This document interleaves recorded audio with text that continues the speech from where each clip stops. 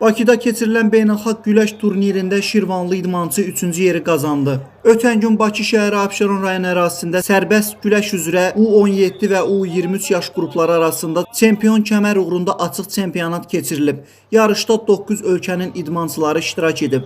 Şirvan şəhərinin yetirməsi Zeynalzadə Rafət Elşadoğlu turnirdə uğurla çıxış edərək 3-cü yerə layiq görülüb. Bu nailiyyətində onun məşqçisi əməkdar idman ustası Qurbanov Araz müəllimin də böyük əməyi var. Biz də Doğru TV komandası adından ona dərin təşəkkürümüzü bildirir. İdmançılarımıza isə gələcək karyeralarında daha da böyük uğurlar arzulayırıq.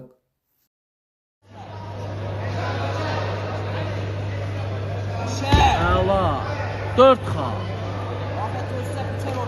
8-0 8-0 Davay davay davay